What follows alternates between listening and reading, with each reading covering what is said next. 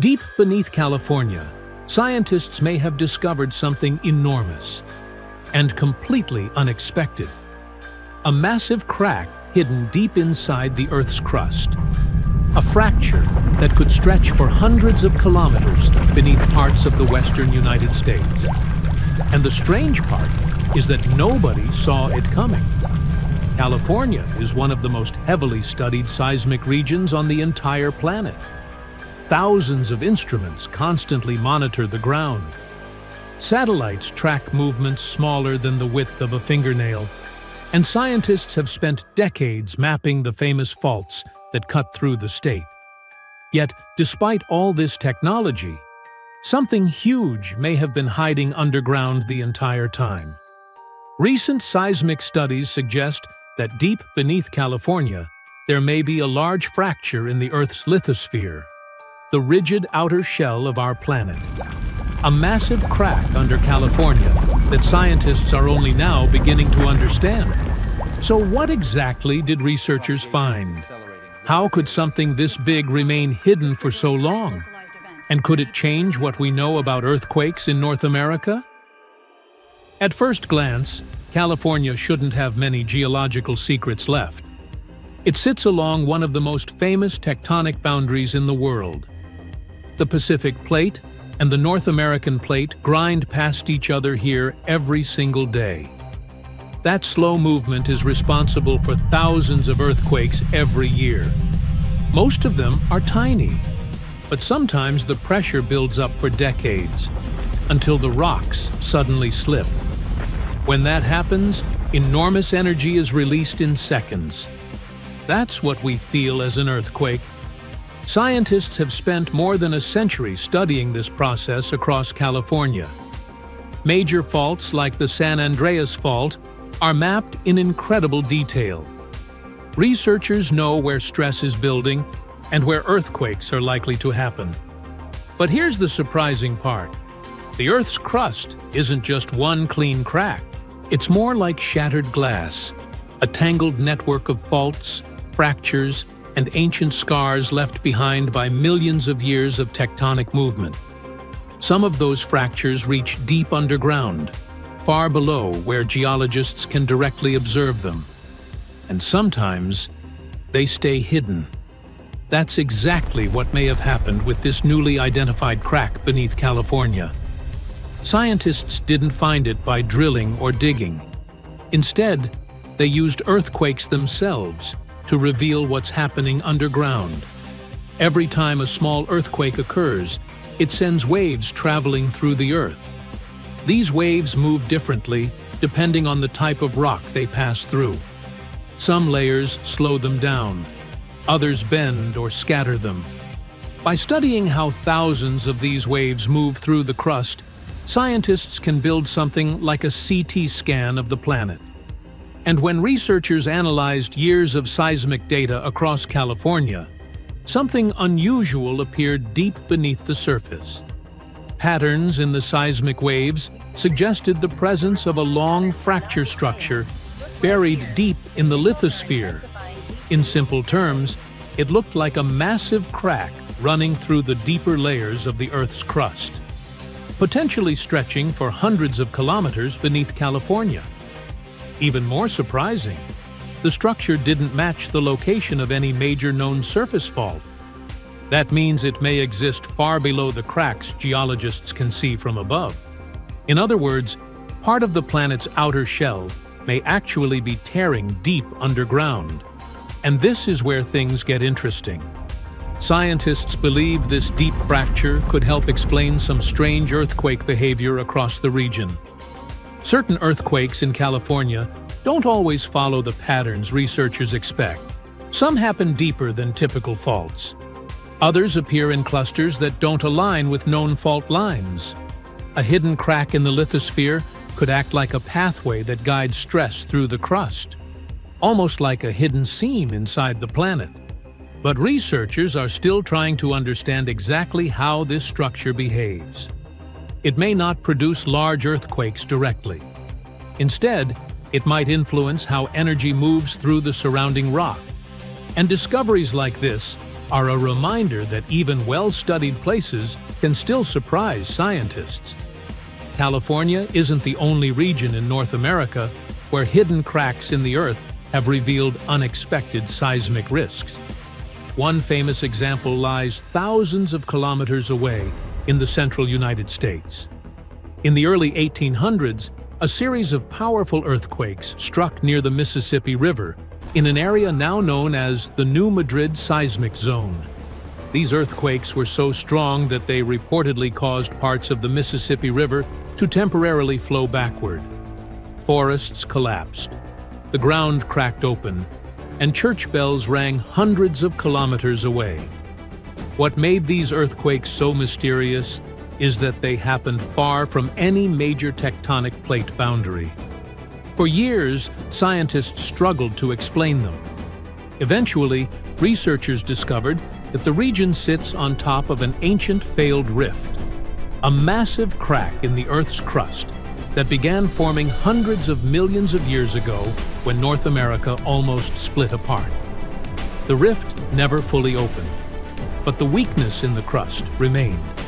And today, that ancient fracture can still generate earthquakes. Another dramatic example lies along the Pacific Northwest. For centuries, scientists didn't realize that the Cascadia subduction zone was capable of producing gigantic earthquakes. Then researchers began studying coastal sediments, drowned forests, and tsunami records in Japan. The evidence revealed that in the year 1700, a massive magnitude 9 earthquake struck the region. It generated a tsunami that traveled across the entire Pacific Ocean. And for hundreds of years, nobody in North America even realized it had happened. Discoveries like these have changed how scientists think about earthquakes. Because the Earth's crust isn't simple. It's full of hidden fractures, buried faults, and ancient tectonic scars that can remain invisible for centuries, until new technology finally reveals them. The possible massive crack beneath California may be another example of this hidden complexity. It doesn't necessarily mean a huge earthquake is coming, but it does show that the deep structure of the planet beneath California may be far more complicated than scientists once believed. Every new seismic study helps researchers build better models of how stress moves through the crust. Those models are crucial for improving earthquake hazard maps and early warning systems. In a region where tens of millions of people live near active faults, even small improvements in understanding the Earth can make a big difference. But perhaps the most fascinating part of this discovery is what it tells us about our planet. Even in places scientists have studied for generations, even with satellites, seismic networks, and powerful computers, the Earth can still hide enormous structures deep underground. And the deeper researchers look beneath California, the more they realize something surprising.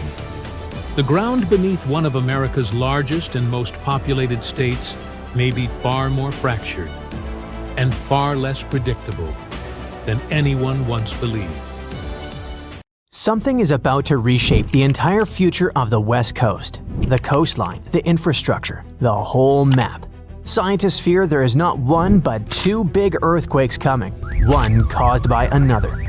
This wasn't even on the radar for most people, but new research is changing everything.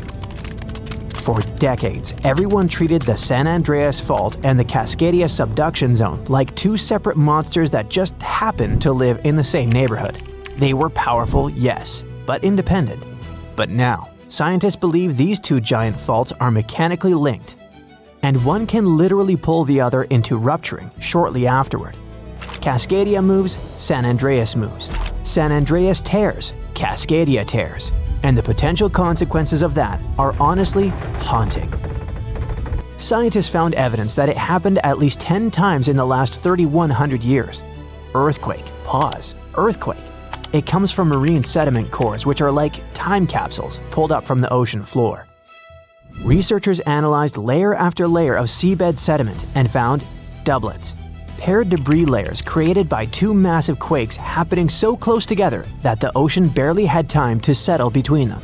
That discovery takes us to the Mendocino Triple Junction, the geological troublemaker of the West Coast. It's the place where three tectonic plates crash and grind into each other like badly aligned gears. It's also the zone where the San Andreas meets Cascadia, which makes it the perfect place for these double quakes to form. The stress changes caused by a rupture in one fault travel straight through this junction and destabilize the other. It's benign when it happens to a bookshelf. When you move one book, three others shift. But when you think about it like a coastline with millions of people, entire cities, major infrastructure, it instantly feels terrifying. To many people who live on the West Coast, the San Andreas kind of feels like a California's problem, and Cascadia like an Oregon and Washington's problem. But when you understand that these two faults can essentially fire at each other, it stops being a local issue and becomes a continental one. A Cascadia megaquake alone can hit magnitude 9.0 plus, rip open 600 to 700 miles of seafloor, and send a tsunami roaring toward the Pacific coast. And it could just be the first quake, and then, maybe minutes later, the San Andreas snaps in Northern California. The shaking could ripple down the state like a zipper tearing open a jacket, and if it goes the other direction, it could be just as bad. If the San Andreas ruptures first, the intense stress redistribution can destabilize the Cascadia subduction zone. You could get the California quake first with buildings rocking, highways breaking, and power stations failing. And then, soon after, the ocean pulls back in Oregon or Washington. And the 20-minute countdown to a tsunami begins, a follow-up disaster. It's the kind of chain reaction you don't want even in a video game, let alone real life. This discovery also tells us something eerie about the earthquake in 1700, the one that sent a tsunami across the Pacific so huge that it struck Japan with no warning. Japanese fishermen called that wave the orphan tsunami because it arrived without any felt shaking. Only centuries later, scientists figured out that it came from the Pacific Northwest. But until recently, no one knew that the San Andreas might have felt that event too, and it possibly slipped or destabilized because of it. So, the whole West Coast may have moved together. And we've come to the scariest part. All this isn't about if, it's strictly about when. The faults have a rhythm, a pace, and a geological heartbeat. We've seen how they behave across thousands of years. We know what they did, and now we know they sometimes do it in sequence. The real fear isn't the first quake. California already expects a big one. The real fear is the second quake, the one that comes before you've checked on your family, before emergency responders regroup, before the power comes back, and before the dust settles. Even if you don't live on the West Coast, this matters for you too.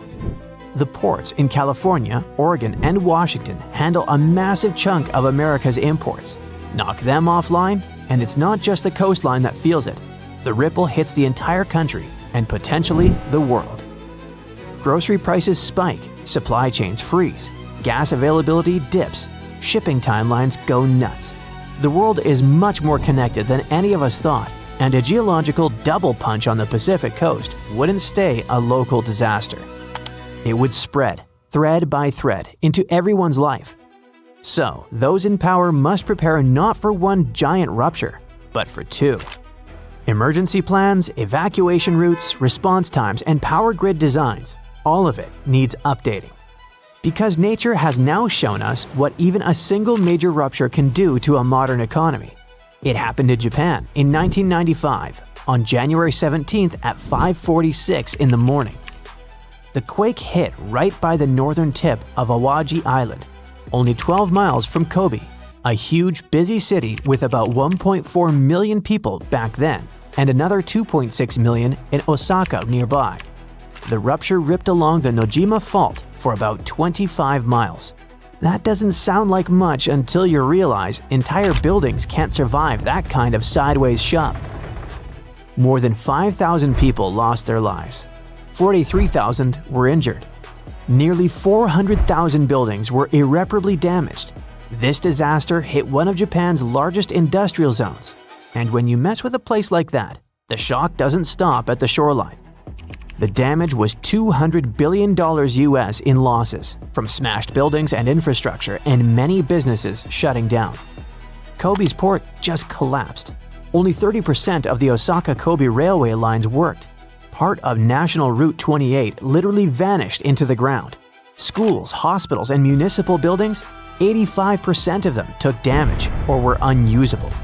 Fires broke out across Kobe, almost 300 separate incidents, burning the equivalent of 70 US city blocks and taking another 600 to 700 lives.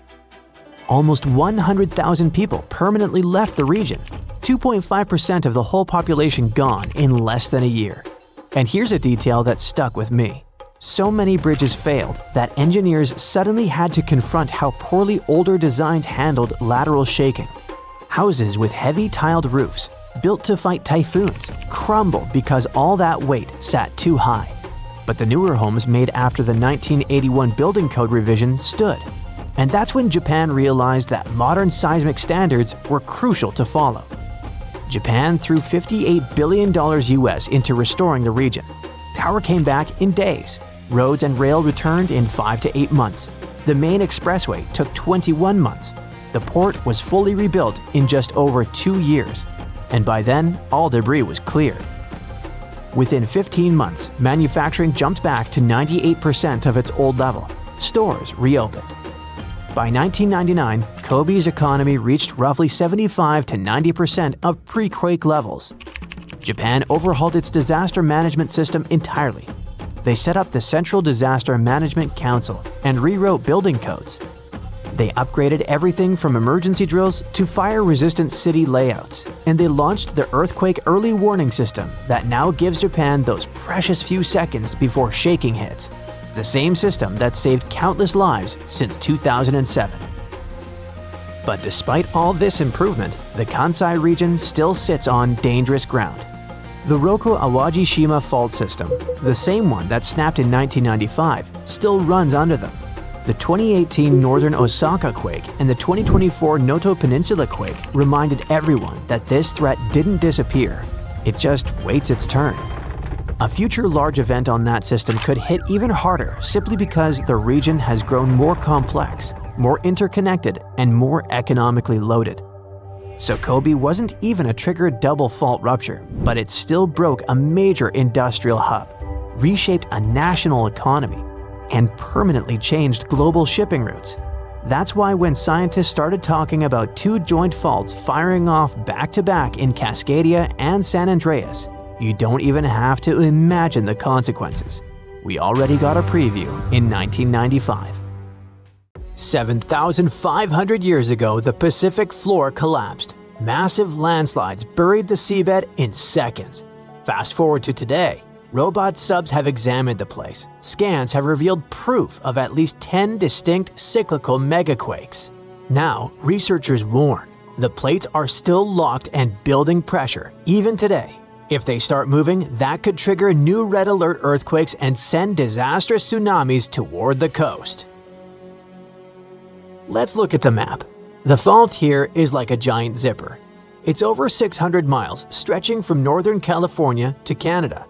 It's called the Cascadia Subduction Zone, and it's a part of the Ring of Fire. You know, the famous giant horseshoe around the Pacific that can serve as your where-to-go reminder if you're into volcanic and earthquake tourism. One of Cascadia's biggest events happened around the year 1700. There are no local written records of it, but there is a story. A well-known indigenous legend tells of an epic battle between a thunderbird and a whale. In the story, the thunderbird's wing beats make the ground shake. The whale's thrashing sends seawater flooding inland. The thunderbird wins by finally grabbing the whale and slamming it back down, shaking the land itself. Many researchers believe that this legend originated from the real earthquake of 1700. But we don't just have cool myths to give us the full picture. In the early 1700s, samurai officials recorded waves flooding villages and rice fields. But nobody felt the earthquake that must come first. That's why they nicknamed this event the Orphan Tsunami. But it did have a parent, and it took scientists 300 years to finally connect it back to Cascadia. To see Cascadia's past, researchers sent robot subs to scan the bottom in crazy detail. They expected to see a simple crack, but what they found looked more like giant underwater steps. Some of those steps are about 33 feet tall, like a 3-story building. That only happens when a big piece of the seafloor snaps off, breaks loose, and slides all at once, not slowly.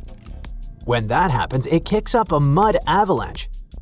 Picture a jar of dirt and water. Shake it hard, and a fresh layer settles at the bottom. Each layer is basically a timestamp from a huge quake.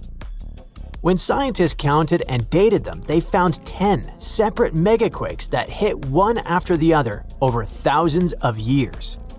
That means that Cascadia doesn't let pressure out little by little. It stays stuck for a long time, then suddenly breaks out violently. That pattern is why the Cascadia subduction zone is considered one of the scariest fault systems in North America today. So what's actually happening down there? The plates aren't sliding smoothly, they're stuck. And while they're stuck, the coastline is getting quietly bent out of shape, like a ruler you're flexing in your hands. It doesn't look dramatic day to day, but it's been loading up for centuries. When that tension finally snaps, the coast will instantly drop. Geologists call this co-seismic subsidence. We're talking about the ground plunging 6 to 8 feet vertically in a matter of minutes. Imagine standing on a beach. The shaking stops, and you realize the ocean is rushing in. Not just because of a wave, but because the land you're standing on has physically sunk below sea level. That one move is enough to shove the seafloor out of position and force the ocean above it to react. Cascadia can produce a magnitude 9.0. That's top tier, categorized as the most destructive natural event that can happen. It can shake the ground for minutes, pushing and pulling everything back and forth until buildings and bridges start falling down. A 9.0 class quake also means the seafloor is vibrating and shifting, lifting in some spots, dropping in others, all in one sudden motion. A tsunami starts when the seafloor moves and pushes a huge amount of water out of the way. If the bottom suddenly lifts or drops, the water above it gets displaced instantly. That water has to go somewhere, so it races outward in every direction. Out in deep water, that wave is rarely tall. It spreads out across a long distance, so it can pass under ships without anyone noticing. The danger is speed. In the open ocean, tsunamis can travel around 500 to 600 miles per hour. That's like traveling from New York to Detroit in 60 minutes. Eventually, the ocean starts to pile up, getting taller by the second. Near shore, it can stack up to tens of feet, and in extreme cases, it can run up to 100 feet on land. It swallows the coast, then drags everything back to sea with a violent tug before the next hit arrives. But that's not all. When the fault snaps, it often triggers massive underwater landslides. When a huge chunk of seafloor collapses, it can shove water locally, like dropping a boulder into a tub. In the Cascadia subduction zone, you aren't just dealing with the earthquake's kick. You're getting a 1-2 punch from the shifting crust and the crumbling slopes combined. On parts of the Oregon coast, emergency experts say the shaking could last 5 to 7 minutes, long enough to realize what's happening and still won't be over. Then comes the scariest part. In some places, a tsunami can hit in 15 to 30 minutes. Remember, the earthquake is a warning. If you're on the coast and you feel strong, long shaking, you do not need to wait for a text alert or a siren, or someone on the news to yell tsunami. During the tremors, the basic recommendation is to literally drop to the ground, cover, and hold on, staying away from windows and chandeliers that can fall on you. As tempting as it is, we shouldn't stop to make a reel out of the situation. Before anything happens, make one decision while your brain is calm. Pick the closest high ground and go for it. Not somewhere uphill, an actual spot. If you ever needed a reason to learn your neighborhood, this is it. Your instinct might say, get into the car and drive. But don't. Roads are probably jammed and bridges could be damaged. People who live on the coast already know to keep it practical, with shoes on the bed and a go bag prepared just in case. The danger doesn't end with the first impact because the tsunami waves, well, they come in waves. The initial hit is rarely the largest, and the ocean can continue to pulse in and out for hours. This creates a violent tug-of-war. The receding water acts like a massive vacuum, dragging anything caught in the backwash out to sea. Japan's 2011 disaster is the most recent vivid example of what a magnitude 9.1 can do.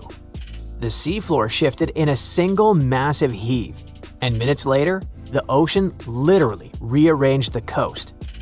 A huge wall of water crashed inland, reaching over 100 feet high in some spots, and turning the coastline into a conveyor belt of debris. It was like water turned cars into giant bowling balls and shipping containers into massive metal bricks, smashing ports and drowning low-lying airports and electrical substations. Finally, what do officials say about the timeline for the possible next disaster hitting Cascadia? Well, they can't give us precise dates, but they did announce some odds. For the biggest, scariest earthquake possible, the United States Geological Survey says there is about a 10% to 15% chance it'll happen in the next 50 years.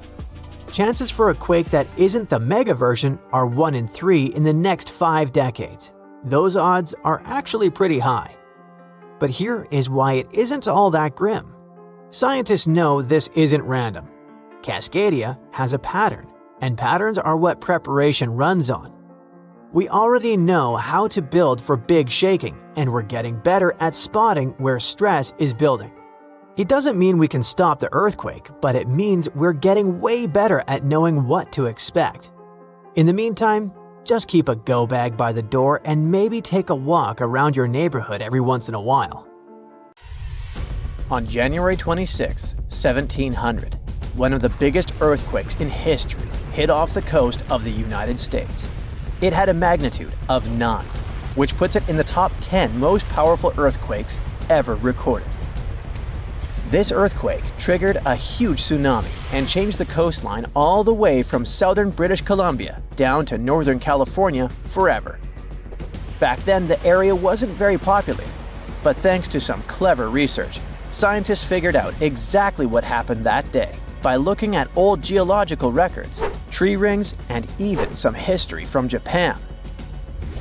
On the same day as the earthquake, a massive tsunami also hit Japan's eastern coast.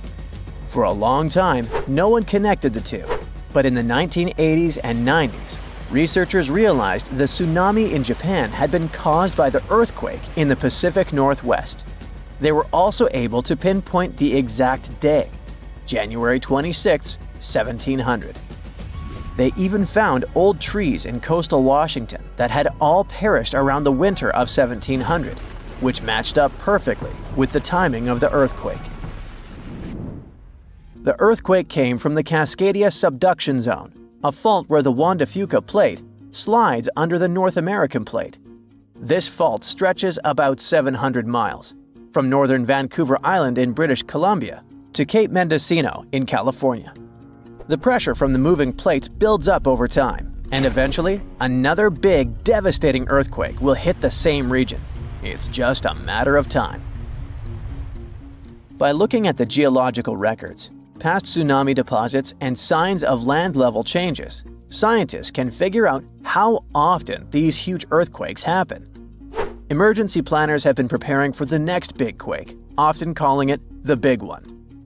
Scientists believe earthquakes in the Cascadia subduction zone happen every 200 to 1,000 years, and since the last major one was over 300 years ago, the Pacific Northwest is definitely due for another.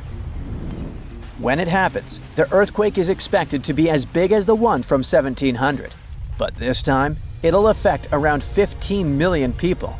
The devastation will be severe. Buildings will collapse, roads and runways will crack, and bridges will fall. Communication in and out of the area will be cut off. But the worst part? The earthquake will trigger a massive tsunami that might hit parts of the Washington coast in as little as 10 minutes. It's not a matter of if, but when the Cascadia subduction zone will break. When it happens, it will be the worst disaster the US has ever faced. Worse than the Hurricane Katrina or Superstorm Sandy. It'll impact an enormous area stretching from southern British Columbia all the way down through Oregon to northern California. That means millions and millions of people will be affected. Fairchild is considered a backup staging area for handling the aftermath of the earthquake, with Grant County International Airport in Moses Lake being the main one. For those who will survive the initial quake and tsunami, the aftermath could be just as disastrous. Aftershocks will follow and transportation will be a mess. Roads will be damaged or completely blocked, airports will shut down, and most of the main routes, like Interstate 5, will have bridges destroyed. This means food and water supplies will be cut off, and it will be incredibly difficult for help to get in or for people to escape. Gas pipelines will most likely be damaged too, and restoring them could take anywhere from a few days inland to weeks or even months along the coast. Power outages will be widespread within 100 miles of the coast throughout the entire Pacific Northwest. And water could be out for 3 to 7 months. Even telecommunications will be down for 2 to 3 months across the Pacific Northwest, Alaska, and even parts of East Asia. The good news for eastern Washington is that it will mostly avoid the worst of it, thanks to natural barriers between the west and east sides of the state. The tsunami may hit the Columbia River Gorge, but it will lose energy quickly because of a sandbar under the river.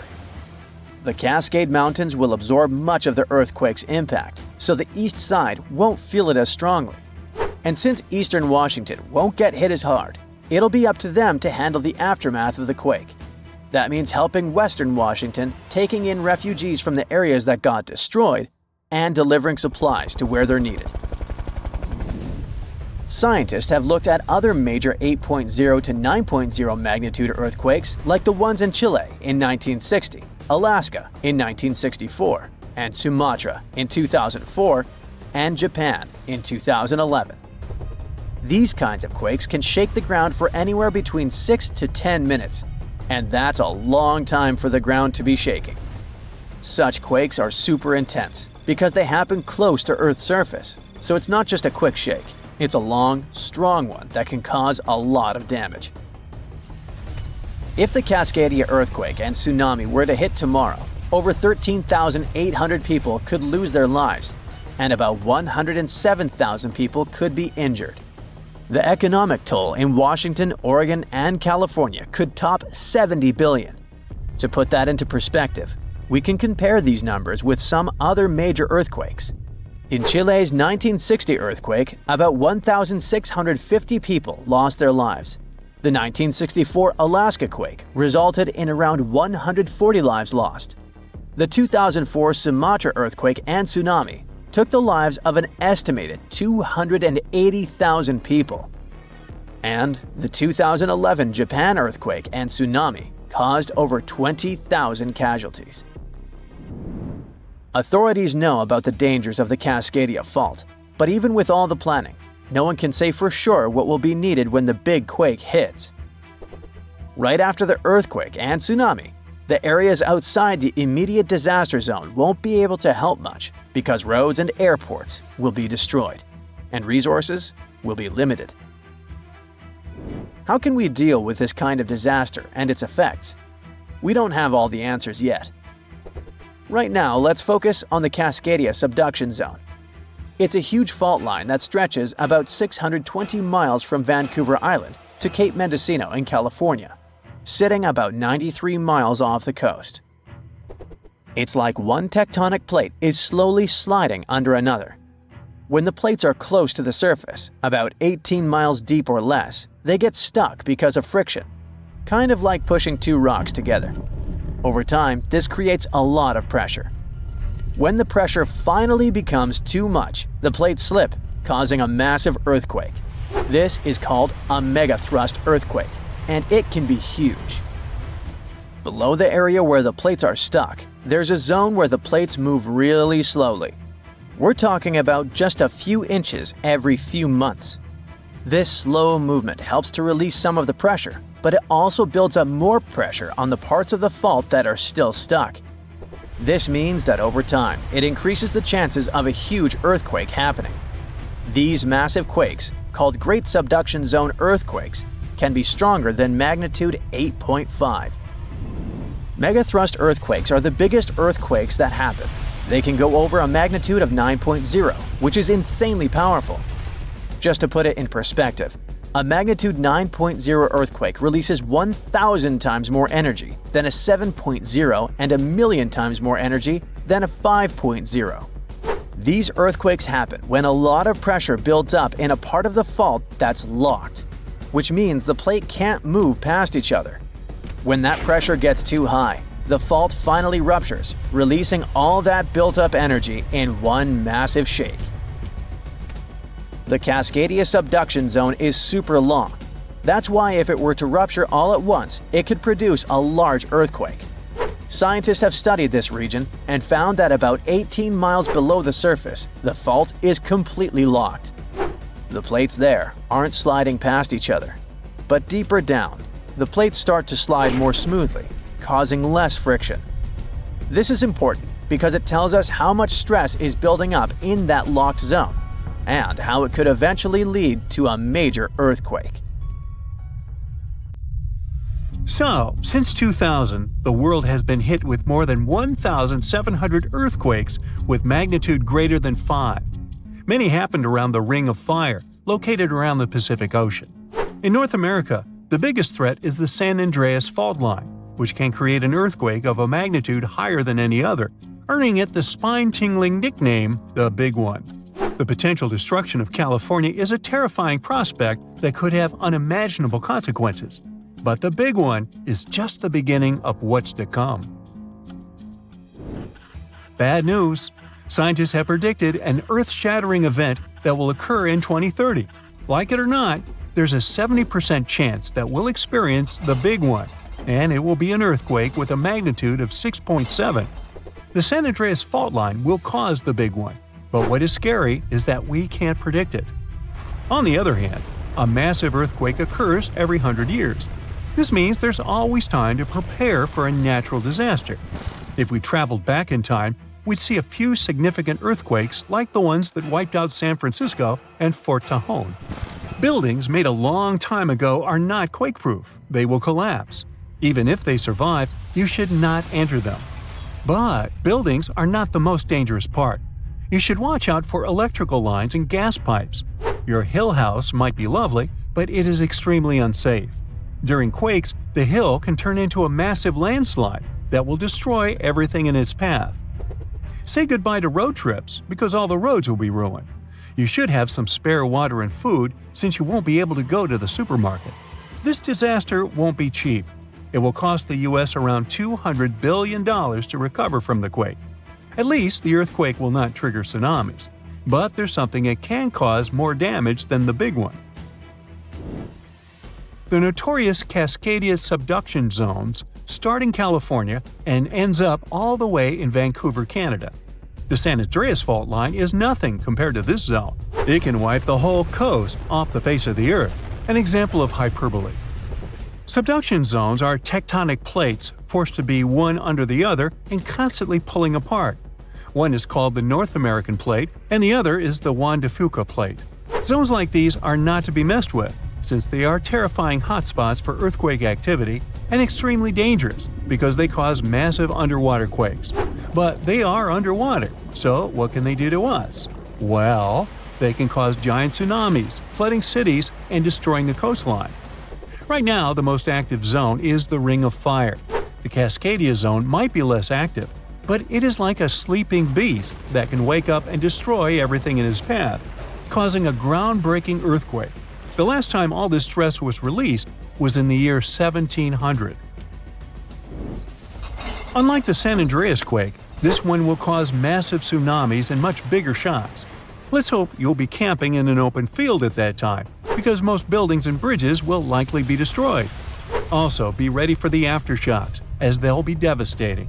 Nature won't be spared either. Landslides will change animals' habitats. Even our homes will be changed forever.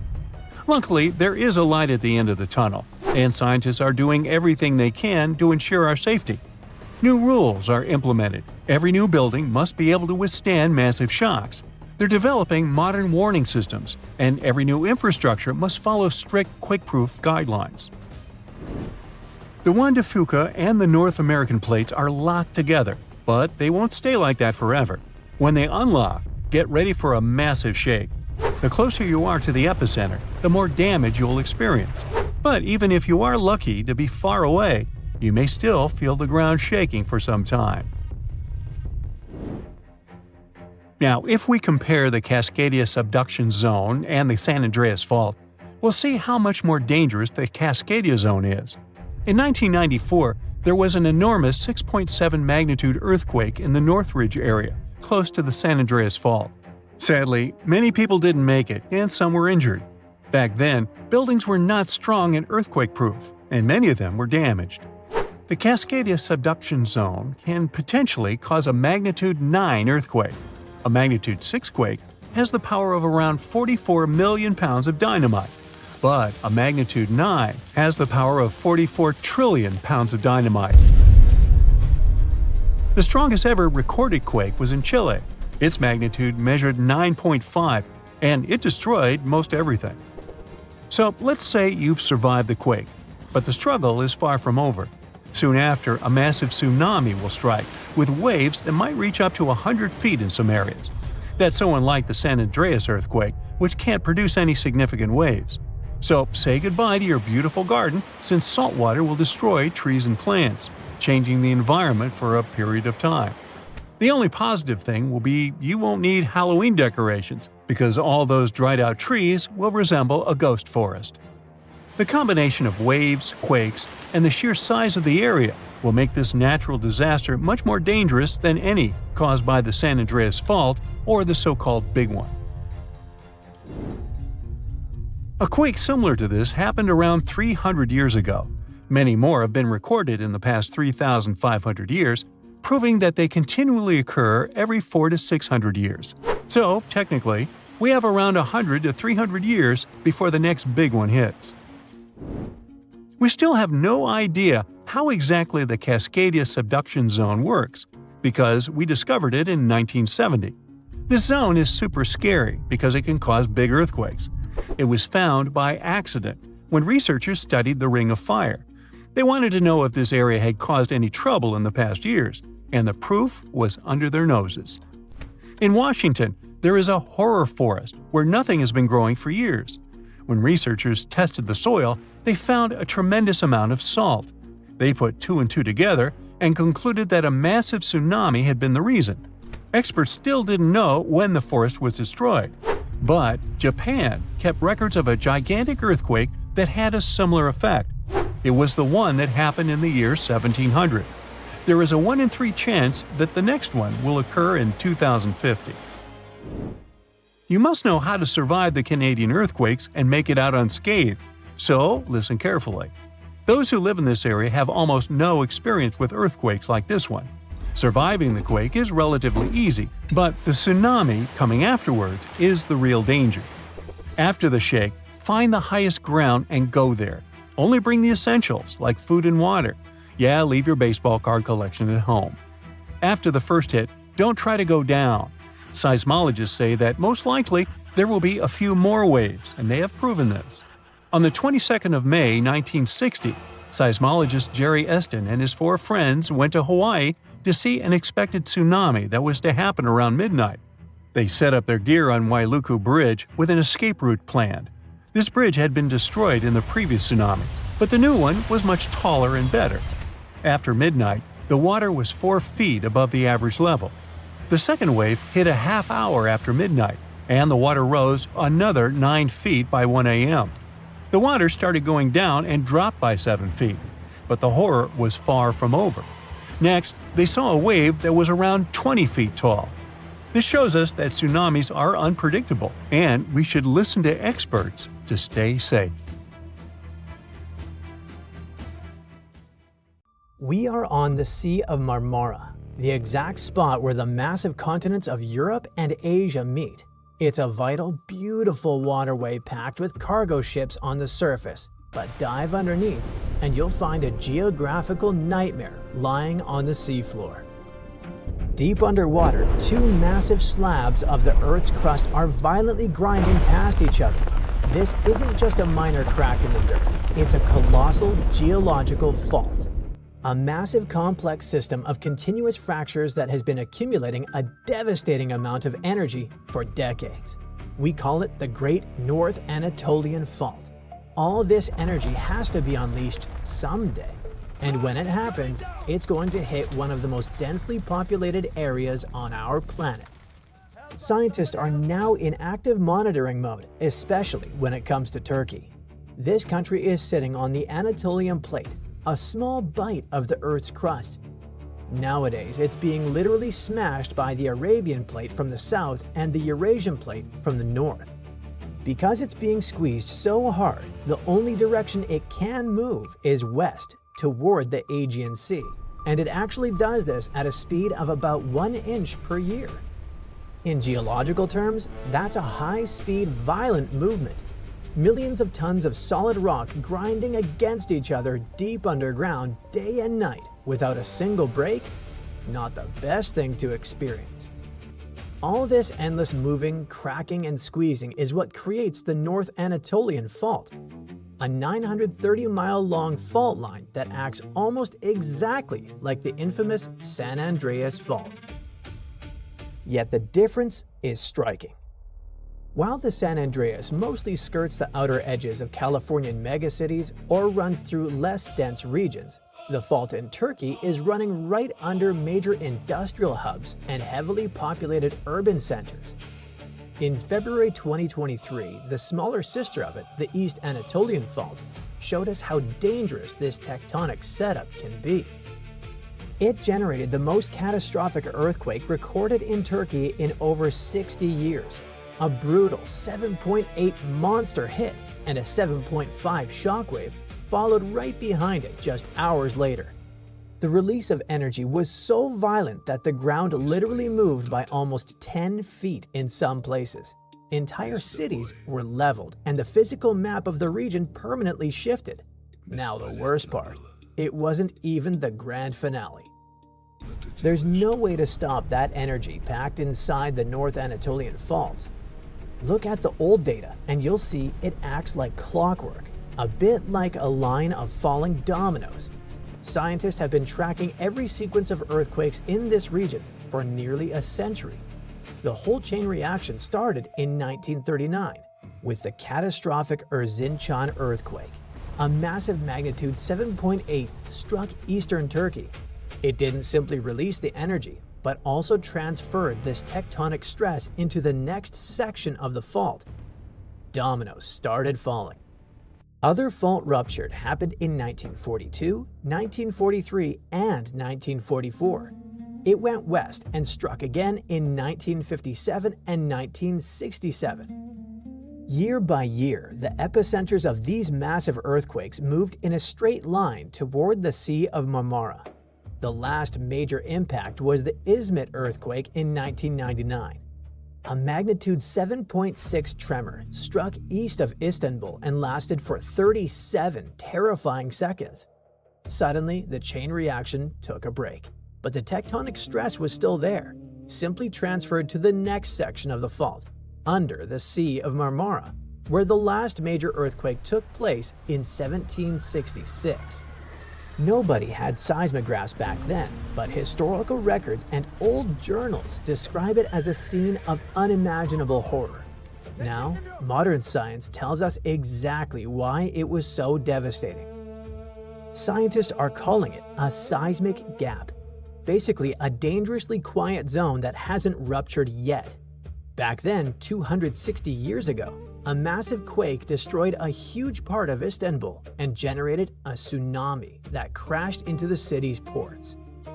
After this tragedy, it didn't happen again on this scale, but we have to remember that the Anatolian Plate has never stopped moving west, an inch a year. Let's do some quick math.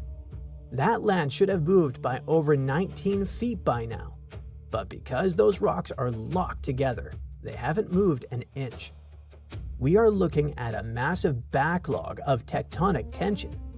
It simply has to snap finally, and it won't make a regular shake. It will likely rapidly release 2.5 centuries of accumulated tectonic energy, right at the doorstep of Europe and Asia. The target is the city of Istanbul once again.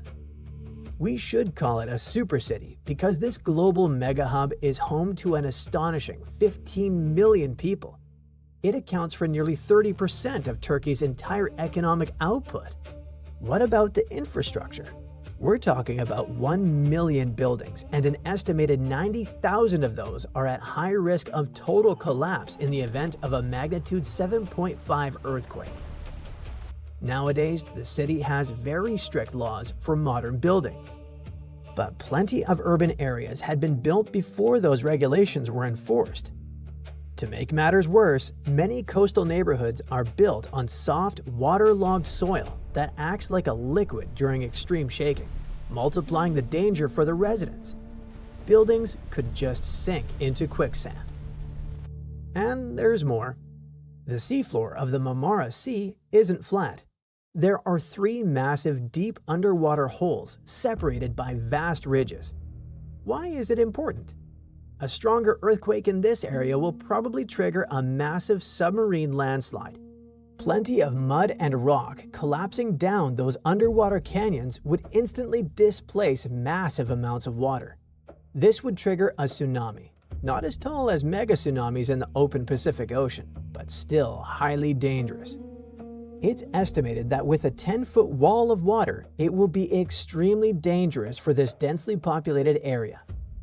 Scientists also claim that it could hit the coastline within 10 minutes. There would be almost no time for a mass evacuation. Here comes modern technology. Engineers are fully aware that this geographical clock is ticking and are fighting back. Essentially, infrastructure is being heavily retrofitted. Also, the mighty bridges crossing the Bosphorus Strait have been reinforced with seismic dampers to absorb extreme shocks. One of the world's largest seismically isolated buildings is located at Sabiha Gökçen International Airport in Istanbul. It's sitting on massive bearings made out of rubber and steel. The absolute art of engineering is the Marmara Tunnel, a massive railway tube that runs directly under the Bosphorus Strait, physically connecting the European and Asian continents underwater. It was built right next to an active fault line, so it had to be designed with flexible earthquake-proof joints. If a megaquake hits and the continents shift, the tunnel will bend and flex like a giant snake rather than snapping in half. Another concern of scientists is the economic aftershock of this rupture. It may affect the entire globe, as the Bosphorus Strait is one of the world's most critical maritime choke points. Every single year, nearly 50,000 ships pass through this narrow waterway, carrying everything that is crucial for the global market: barrels of oil, agricultural goods, and so on. The price of energy and food would go crazy if this shipping line collapses. To buy some precious time, scientists have installed an advanced early warning network on the seafloor of the Marmara Sea. Fiber optic cables and seismometers are constantly listening to the fault. But because the epicenter is located so incredibly close to the city, even this multi-million-dollar system won't give residents enough time to escape. At best, it will provide a maximum of 5 to 7 seconds of warning before the destructive waves hit the city. 5 seconds to shut down gas lines, halt the trains, and brace for the impact. Of course, all this effort won't protect the whole city. Only a fraction will survive. The undeniable conclusion is that the migration of earthquakes isn't just a theory, but a well-documented geographical reality. Scientists estimate that there is a 65% probability of a magnitude 7 or greater earthquake striking the Sea of Marmara region before the year 2030. Now we can see that the rupture in this area isn't just a possibility. It is coming, and it is migrating directly toward the collision point of two continents. Scientists just found out that the Earth's crust beneath the Marmara Sea is sending seismic signals that look exactly like the kind that show up before a major earthquake. An earthquake that can shake entire coastlines and send waves racing toward crowded cities. For years, scientists focused on visible ruptures on land because they could measure and map them easily. But now, they made a detailed map of a huge fault system under the seafloor. The Mediterranean already sits at a dangerous crossroads where massive tectonic plates meet. Those plates push, scrape, and stretch against each other, and that constant motion creates massive stress. The crust there grows thinner over time, and thinner crust means it can't absorb stress easily. Stress builds, pressure mounts, and the signals coming from below show that parts of this fault system have started to move in unusual ways.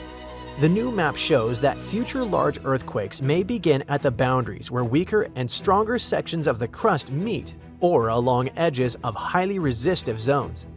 They even pinpointed one of the most likely locations, beneath the Marmara Sea.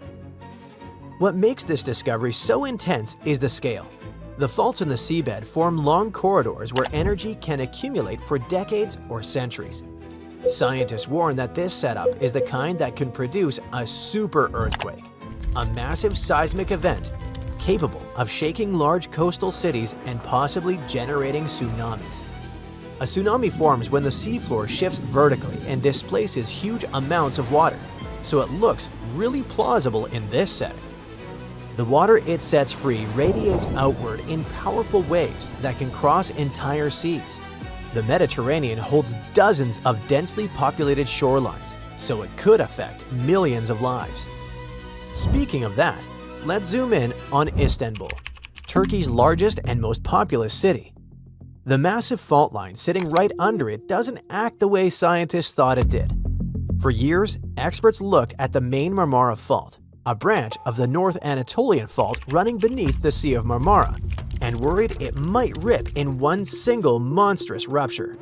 That kind of break could unleash a megaquake in the high 7s or beyond. But when scientists ran detailed computer simulations covering more than 10,000 years of earthquake cycles, they saw something different. The fault doesn't behave like one giant zipper waiting to unzip all at once. It behaves more like a row of connected tiles that break in sections. And the reason comes down to what's happening miles below the seafloor. It's called rheology. Simply put, how materials deform under stress, how rocks bend, stretch, or snap when you squeeze them hard enough. Under the central Sea of Marmara, giant piles of compacted mud, sand, and debris sit on top of warmer crust. In those upper layers, the sediment usually deforms slowly and steadily, especially at shallow depths where pressure and heat interact in specific ways. Deeper down, higher temperatures weaken the rocks. Warm rock flows more easily than cold rock. That heat acts like a built-in brake system that limits how far a rupture can tear through the crust. When researchers built a 3D earthquake cycle model, they fed in real heat flow measurements, rock friction data, and structural details, and replayed thousands of years of seismic activity. When they included both sediment thickness and temperature differences, the model finally matched history, including the powerful quakes of 1766 and 1912. And none of the simulated events exceeded magnitude 7.3. That level of shaking can collapse buildings, fracture infrastructure, and cause landslides. But it differs from the nightmare scenario of one continuous coast-to-coast rupture. Instead, different sections behave in different ways. The western segments produce more regular earthquakes, including magnitude 7.2 events roughly every 150 years. The eastern sections generate smaller double quakes, back-to-back events between magnitude 6.2 and 6.8 about every century, and a magnitude 7.0 roughly every 500 years. Parts of the fault don't snap at all, but creep. Scientists call it shallow creep, which just means the fault slowly slides without producing a major quake. It releases tension quietly, like letting air out of a balloon instead of popping it. GPS measurements and clusters of repeating small quakes over the past 20 years confirm that slow slip near the central basin. So what does this mean for Istanbul, a city of over 15 million people sitting practically on top of this system? A magnitude 7 or 7.3 quake close to the city could still rock neighborhoods, especially if two strong events strike in quick succession. Infrastructure, older buildings, and densely packed districts are at the highest risk. The fault hasn't produced a major rupture in this section since 1894, which means there's more than 130 years of accumulated strain. The simulations show major events could strike in the coming decades. Then there's Santorini, where more than 28,000 earthquakes happened in just a few months in early 2025. Most of the quakes stayed small, but some reached magnitude 5, strong enough to fracture walls, rattle nerves, and push authorities to close schools and evacuate parts of the island. And this wasn't just tectonic plates grinding like they usually do. This swarm moved.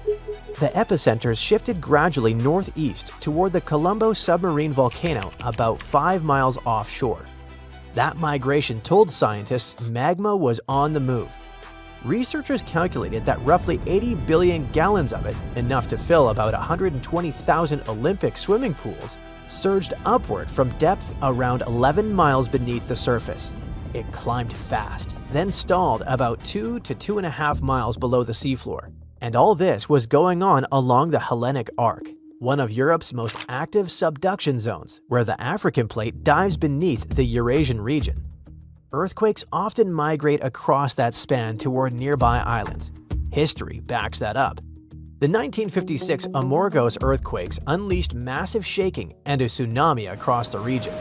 So, when 28,000 tremors light up the seismic network, you pay attention. This episode changed how scientists understand volcanic swarms. Now they know magma can intrude, fracture miles of crust, reshape underground reservoirs, and still never surface. It can load the system for the future without pulling the trigger today. And that matters because when magma moves like this, it changes stress fields underground and how future quakes might breed. The good news is that scientists now have really cool monitoring tools that feed real-time seismic feeds, underwater pressure sensors, and repeated gas measurements near volcanic vents into integrated hazard models. If magma starts accelerating upward again, researchers will see it and will take action. And there's another bold new idea in earthquake and tsunami warning: using undersea internet cables for this purpose. Nearly 1 million miles of those fiber optic lines on the seabed were designed to carry data, but scientists discovered that they can also detect tiny changes in light signals caused by seismic vibrations. In simple terms, when the ground shakes, the cable feels it. And this could be incredibly useful because forecasting earthquakes, even on land, is tricky. In the ocean, it has felt almost impossible as you can't scatter thousands of sensors across the seafloor easily. But those cables already sit there, stretching across deep trenches and continental shelves. If researchers use them as sensors, they can monitor tectonic movement in real time across huge areas. For a region like the Mediterranean, with hidden faults, active volcanoes, and crowded coasts, that system could offer precious seconds or minutes of warning. Seconds sound small, but early alerts let trains stop, gas lines shut down, and people move away from immediate danger. The fiber optic cable used for Seafloor Project, or FOCUS in the short version, didn't warn anyone about real disasters yet, but it had 2 false alarms. It reacted to a submarine landslide and weight bags that pushed the cables down. It proves the system works and could be life-saving in case of real danger, especially in vulnerable regions such as the Mediterranean. It shaped civilizations for thousands of years, and now science reveals it still shapes itself. They can't stop tectonic plates or cool magma chambers, but they can understand patterns, reduce vulnerability, and design cities smarter. The floor starts quaking like it's alive. Books, mugs, and lamps leap off shelves. Your feet slide, your body sways, and you can barely stay upright. It stops for a second, but then it shakes again and again. More than 1,000 times just in one day. This is not how you imagined your trip to Santorini, but it's the new reality. The Santorini seismic swarm started in January 2025. In less than 1 month, there were, get ready for it, more than 20,000 reported earthquakes. For comparison, most cities on Earth go through one small, barely noticeable quake in a year. It all started with small jolts that residents could feel, but tourists might have mistaken for large trucks driving nearby. But by February, things got serious. A magnitude 5.3 quake struck. It's a moderate-strength earthquake, but it was strong enough to rattle homes, break windows and dishes, and terrify the island's population. The Greek authorities declared a state of emergency for Santorini and Amorgos. Thousands of people had to leave their homes. Schools closed, and hotels temporarily evacuated their guests. Santorini is famous for its volcano, the one that blew up in a massive eruption around 1600 BCE and inspired the legend of Atlantis. It's still considered to be active, although there have been no significant eruptions since the 1950s. So it would be logical to blame this monster for all the drama. But nope, these tremors weren't volcanic. Experts said what was happening near Santorini looked like a seismic swarm. It's a series of smaller quakes all happening in the same area. They are happening along faults, which are cracks in the Earth's crust that can suddenly shift when the tension gets too high. Think of the ground like a giant, stressed-out Rubik's Cube. At some point, it twists and snaps somewhere. Near volcanic areas like Santorini, fluids moving underground can sneak into these cracks and make them easier to break. Plus, there's the natural stress from tectonic movements. It's like adding oil to a squeaky, overworked hinge. Suddenly, everything slips. Nobody knows exactly what's coming next. Tracking thousands of tremors isn't easy. Many of them are too small for traditional seismic sensors to pick up. But this time, scientists have their new best friend to help out. I'm talking about artificial intelligence. Thanks to machine learning, researchers can detect patterns in tiny vibrations that humans might miss. This technology has helped a lot to understand the swarm. It lets scientists map which parts of the crust are most active and even predict possible future activity. The AI analysis suggests the quakes aren't random. They seem to be clustered along a fault line near the underwater Colombo volcano. This area has a long history of seismic activity. Even though Colombo hasn't erupted recently, the magma beneath it might be subtly shifting the crust, and it adds tension to the tectonic plates above. It's like a simmering pot. Nothing boils over yet, but the heat is definitely building. The swarm has subsided after a couple of months of constant shaking, but it doesn't mean it's over for good. Even after a lull, another swarm could strike, or a larger quake could happen along the same fault lines. That's why scientists are now studying the data collected from the swarm. If you're thousands of miles away from Santorini and don't have plans to visit, it doesn't mean you're 100% safe from a similar scenario. Seismic swarms like the Greek one happened in the Caribbean, Iceland, and Italy. One of the best documented swarms in history happened in Japan, in a suburb northwest of Tokyo. It was all going on in a town sitting on a seismological observatory, like a secret underground lab for tracking earthquakes. The swarm kicked off in August 1965 with just 3 earthquakes that were so weak nobody could feel them. But things escalated fast, and 3 months later, 100 quakes a day were strong enough for people to feel. On one day, the observatory recorded almost 7,000 quakes. Out of those, 585 were strong enough to actually shake the ground, meaning you could feel a quake roughly every 2.5 minutes. Scientists figured out that the swarm was caused by fluids moving underground, kind of like the Earth's crust, stretching and bubbling. Studying seismic swarms helps scientists predict earthquakes better, understand how Earth's crust moves, and even prepare for future natural disasters globally. For instance, if they can link the patterns of tremors to magma movement or tectonic shifts, they can apply similar models to volcanoes and fault lines in Hawaii. Iceland, or the Pacific Northwest. Santorini is like a living lab where they combine modern tech with traditional knowledge. AI, seismographs, and satellite imaging add to centuries of human observation. The locals who have lived through quakes for generations contribute insights about small tremors, changes in groundwater, and unusual animal behavior. All this helps scientists refine their models. Santorini's swarm has surely grabbed the attention of the whole world, but it's not the only place on Earth with some intense seismic activity. But what makes Santorini unique is its combination of historical volcanoes, underwater fault lines, and the fact that it's a real tourist magnet. The island is not so large, and the effects of even moderate tremors feel stronger and more dramatic than in other regions. In other places, though, even more serious earthquakes, tsunamis, and volcanic activity are regular news, and the people have learned to live with them. Japan is one of the regions on Earth where earthquakes happen the most because it sits on the edges of 4 tectonic plates. There are around 1,500 of these earthquakes each year that are noticeable.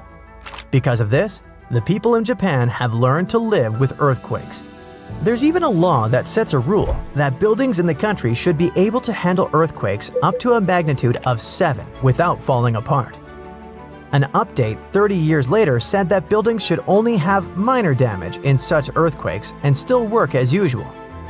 But if an earthquake is even stronger, the law says the building's main job is not to collapse, but to save people's lives. At the most basic level, buildings are made stronger with thicker beams, pillars, and walls so they can handle shaking better. They even construct some buildings on thick layers of padding that separate them from the ground completely, which helps protect them during an earthquake. A skyscraper might sway back and forth a lot and move up to 5 feet, but it won't collapse. On the other side of the Pacific, scientists from the U.S. Geological Survey have studied a dangerous area along the U.S. West Coast. It's called the Cascadia Subduction Zone. Over the past 14,200 years, there have likely been at least 30 big earthquakes in this region. One major quake happened every 500 years on average, but for a long time now, Cascadia has been quiet, and the scientists are getting worried. They think this might be because the area is locked, so the tectonic plates are stuck together and building up a lot of pressure. At some point, a part of the seafloor could suddenly break and move forward by several feet. The shaking would be just 5 minutes, but it would create a powerful tsunami as the seafloor shifts that would last for 10 hours. If it happens, it's going to be the worst natural disaster in the country's history, according to experts. This could make the hillside slide and crumble and take down roads and bridges. Around 620,000 buildings could be badly damaged or even collapse. Scientists are hoping that thanks to advanced AI tech and local communities, they'll be able to better predict earthquakes like this and the one in Santorini. This could save thousands of lives. And for now, we must not forget that the Earth doesn't take vacations when it comes to seismic activity, even in places where you go on vacation. Before an earthquake shakes the ground, something sneaky might happen first. A slow, quiet movement with no shaking at all. No one is aware that right under their feet, the land is preparing to tremble violently, wreaking havoc, bringing destruction and devastation. A new study shows that such a slow creep might be how earthquakes begin. To figure this out, scientists didn't start with giant pieces of the earth. Instead, they went into a lab and used clear plastic sheets called plexiglass. They pushed 2 sheets of plexiglass sideways against each other, just like how tectonic plates, huge chunks of Earth's crust, push against each other underground. As they pushed, the plastic cracked, kind of like what the Earth does during an earthquake. And even though it was plastic and not rock, the physics, the way things break and move, was the same. Earthquakes happen when 2 tectonic plates try to slide past each other, but they get stuck. The edges between them don't move easily because of something called friction. It's kind of like when your shoes grip the ground. Over time, the plates keep trying to move and stress builds up. Think of it like bending a stick. At first, it doesn't break, But if you keep pushing, it will eventually snap. The spot where the plates are stuck is called a fault, and there's a thin brittle part in that fault. By brittle, I mean that it doesn't bend, it just breaks. Here's how it happens. First, a tiny crack forms. It's small and moves slowly. There's no shaking yet, but something is already happening under the surface. The crack spreads, building up more energy. When it finally reaches the edge of the brittle zone, boom, it speeds up, suddenly racing forward really fast, almost as fast as sound, and that's when the Earth starts to shake. So scientists decided to find out how that very first crack starts. They conducted their experiment, whose setup was similar to a type of fault in the real world called a strike-slip fault, like the San Andreas Fault in California. Even though the materials, plastic versus rock, are different, the way cracks form and move is exactly the same. The experiment has helped scientists understand that earthquakes don't always start suddenly. Sometimes there's a slow, quiet start, like a warning sign before the big quake. This early stage of an earthquake is called a nucleation front. It's like a seed of a crack, gently creeping through the material long before any actual rupture happens. This quiet and slow movement doesn't release energy into the surroundings. At first, scientists thought of cracks as simple one-dimensional lines, like a straight tear in paper.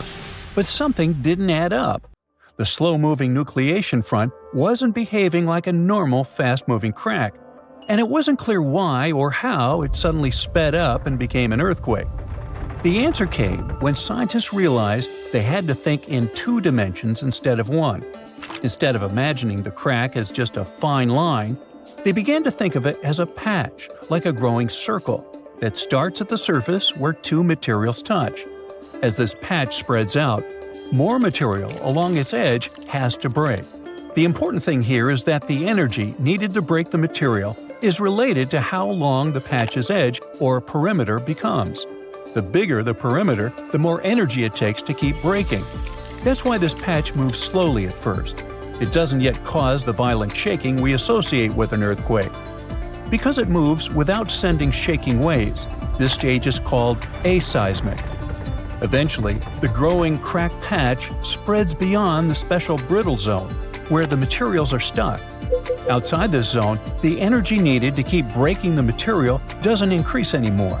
Instead, there's now extra energy building up, more than what's needed to keep the crack growing slowly. This extra energy doesn't stay quiet. It suddenly powers the crack to move much faster, turning it into a full-speed rupture. That's the moment when the earthquake begins and the ground starts to shake. These findings help explain how earthquakes might start off slow and silent before quickly turning dangerous. They show that small, slow cracks can suddenly transform into powerful, fast-moving ruptures if the conditions are right. Scientists believe that they can learn to detect the aseismic stage before a crack speeds up. It might one day be possible to predict earthquakes, or at least understand the warning signs better. Now, even though earthquakes are only the 3rd most common type of natural disaster, they cause the highest number of fatalities. NASA plays an important role in studying earthquakes by using satellites that orbit the Earth. These satellites collect data and images that show how the ground changes after an earthquake. For example, they can detect when the land shifts, rises, sinks, or cracks. These surface changes help scientists learn more about the strength and impact of earthquakes. NASA's satellites can also track changes in nighttime lights. If a city goes dark after a quake, that's a clear sign that the area may have lost power and could need help. Now, how about we talk about the most common earthquake myths, like the one about megaquakes? Some people really worry about super huge earthquakes, but there's a limit to how big they can get. The size of an earthquake depends on the size of the fault where it happens. A longer and deeper fault can cause a bigger earthquake. For example, the San Andreas Fault in California is long, about 800 miles, but not very deep, around 10 to 12 miles. This makes earthquakes bigger than magnitude 8.3 on that fault very unlikely. The biggest earthquake ever recorded happened in Chile in 1960. It had a magnitude of 9.5 and occurred on a huge fault that was almost 1,000 miles long and 150 miles wide. Technically, there's no set limit on the magnitude scale, but an earthquake bigger than magnitude 12 would need a fault larger than Earth, which just isn't possible. Now, earthquakes can happen near the surface or deep underground. Most occur in Earth's crust or upper mantle, down to about 500 miles deep. But the deepest ones happen only at subduction zones, places where one part of Earth's crust slides under another. In California, almost all earthquakes happen in the top 15 miles of the crust. One exception is the Cascadia subduction zone in Northern California, which continues up through Oregon, Washington, and Canada. Another misconception is that the ground can open during an earthquake, but usually that only happens in movies. A giant crack opening and swallowing things up during an earthquake is just fiction. In real life, the ground on either side of a fault slides past each other. It doesn't pull apart or open wide. Small cracks or holes can happen during landslides or ground failures, but not along the actual fault line itself. Faults don't open up because if they did, there'd be no friction, and without friction, there wouldn't be an earthquake at all. Now, some people think California could break off and sink into the ocean during an earthquake, but that's not how it happens. The ocean floor is just lower land with water above it. California can't fall in. What's really happening is that southwestern California is slowly sliding north toward Alaska along the San Andreas Fault. The Pacific Plate, which California sits on, is moving about 2 inches per year, about as fast as your fingernails grow. So, in about 15 million years, Los Angeles and San Francisco could be neighbors. And in 70 million years, Los Angeles might be sitting near Alaska. I can't wait. People often wonder whether an aftershock can be bigger than the earthquake itself. Aftershocks are smaller earthquakes that happen in the same area after a larger one. They're like our planet's way of settling down after the main shock. But if an aftershock turns out to be bigger than the first earthquake, then we call the bigger one the main shock, and the earlier one becomes a foreshock. About 5 to 10% of earthquakes in California are followed by a stronger one within a week. It's also possible for 2 quakes in the same area to be about the same size. However, very large earthquakes are rare, so it's even rarer to see 2 huge ones happen close together. Not an earthquake, but a mega earthquake could happen in Japan. It's scarier, bigger, and more destructive than ordinary tremors. However, the problem is that it will occur underwater, which means it will trigger a giant tsunami 100 feet high. A column of water nearly as high as a 10-story building will collapse on coastal cities, wiping out hundreds of houses. The water flow can destroy everything in its path like a bowling ball that knocks down pins. And then another wave may come, and another one. Anyone who is at risk should be on their guard. How to survive? You'll find out later in this video. But first, let's find out what a mega earthquake is. This is an earthquake with a magnitude 9 or more. This is a very rare phenomenon, and it depends not on the power of the shock, but on the length of the fault where it occurs. The longer the fault, the stronger the earthquake. But what are these faults? These are cracks in the rocks of the Earth's crust that move relative to each other. Imagine a large puzzle where every detail is a giant tectonic plate. When one part of the puzzle moves away from another or when they collide, that's when earthquakes begin. If the fault between the parts is long, then the magnitude of the earthquake is great. The largest mega earthquake ever recorded occurred on May 22, 1960, in Chile. The fault was almost 1,000 miles long. It's almost half the way between Chicago and Los Angeles. And now, a similar mega earthquake can happen underwater. That's how it all started. Last year, on August 8th, at 4:42 p.m., an earthquake with a magnitude of 7.1 occurred in southern Japan. The tremors appeared off the coast of the mainland island of Kyushu. Everyone was terrified as they expected a large tsunami to appear. But fortunately, they faced only a small wave. It collapsed on the shore, but didn't destroy buildings. About 15 people got hurt, which is sad, of course. But it could have been worse. It seemed that the disaster had passed. The residents breathed a sigh of relief. However, after that, the Japan Meteorological Agency sent a warning about a possible mega-earthquake that could be incredibly devastating. A previous earthquake of 7.1 magnitude could be a harbinger of an impending catastrophe, a disaster that could affect 250,000 people. As soon as people heard this, they ran to buy groceries. Increased demand and a slight panic led to shortages of rice and several other basic products. People were stocking up on food and preparing for the worst. But a week later, the Japan Meteorological Agency canceled the warning. It turned out that the small tsunami on Kyushu Island was not a harbinger. No one knows whether a mega earthquake and tsunami will happen in this region, but the chances are very high. To understand the nature of this danger, we need to dive underwater in a place called the Nankai Trough. It is a 500-mile-long underwater fault that runs almost parallel to the Pacific coast of Japan. This is where the two giant sections of the Earth's crust meet, the Philippine Sea Plate and the Eurasian Plate. And the Philippine Plate is subducting and slowly slipping under the Eurasian Plate, on which Japan is partly located. During this movement, the plates get stuck, accumulating energy. Afterward, when they move and align again, they release a powerful burst of energy. And this energy is capable of causing one of the most powerful earthquakes in the world. Experts report that the probability of a mega earthquake and a tsunami is about 80%. Over the past 1,400 years, mega earthquakes have occurred every 100 to 200 years in this region.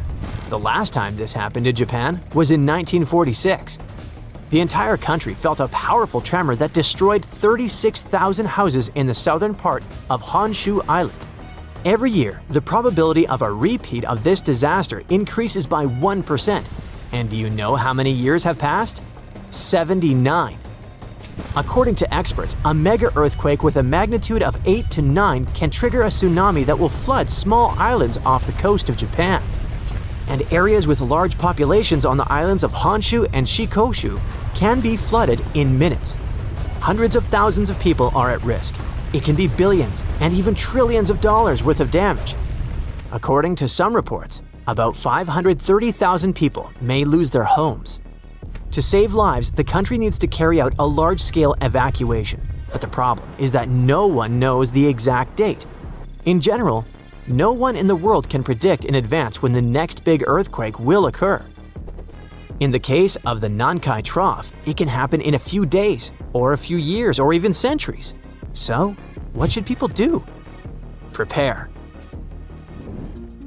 Japan has been experiencing earthquakes for a long time, so the country has learned to survive a disaster with minimal losses. Almost every building in Japan is equipped with dampers, which are devices that suppress any vibrations and make houses more resistant to shaking. In addition, on the shores of Japan, residents have built long and high shields that don't allow powerful waves to break through to land. Japan also has an advanced earthquake warning system.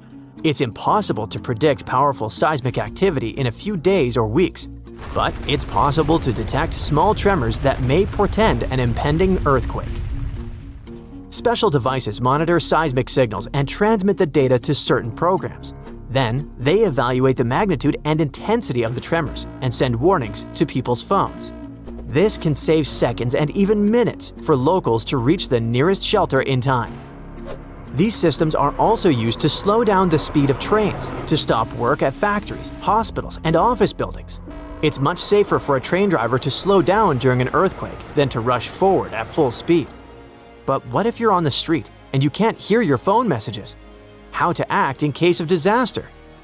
This applies not only to Japan, but also to any place where a tsunami or earthquake may occur. To survive a tsunami, you need to prepare for it long before a big wave hits. It's very important to have good relations with neighbors. Be friendly with them, help them, and treat them well. In times of trouble or disaster, it's great to have people with whom you have a good relationship. They can help you get out of a difficult situation, and you can also help them. Be kind and compassionate to people. This way, it's much easier to survive any disaster. Prepare a backpack with necessities in advance. These are a first aid kit, canned food, flashlights, a battery-powered radio, and bottled water. All this will not only save your life, but will also help other people in trouble. So if you feel an earthquake start, immediately run for cover. If you're at home, try to stand against a wall closest to the center of the building, or crawl under heavy furniture that stands firmly on the floor, such as a desk or a regular table. Stay away from windows and front doors, and never use an elevator. If you're on the street, don't come close to power lines and any objects that may fall. During a tsunami, you may need to get as high as possible to avoid getting swallowed by water. Stay as far away from the shore as you can, and don't go down until you're sure it's safe. But how can you find out about an approaching wave if you haven't received the warning? When a tsunami approaches the shore, you will hear a roar similar to the rumble of a passing train or plane. If there's no elevation nearby, then try to get to the upper floors. It must be at least the 3rd floor, but it has to be a building that can resist a tsunami, such as a massive house made of concrete. If there are no such high buildings nearby, try to climb a massive tree. When the disaster is over, look around and find those you can help. Listen to messages from rescuers via radio or TV. If all is well, then you can deal with the consequences. Yes, there's a lot of work ahead, but you've survived and helped others survive. And that's the most important thing.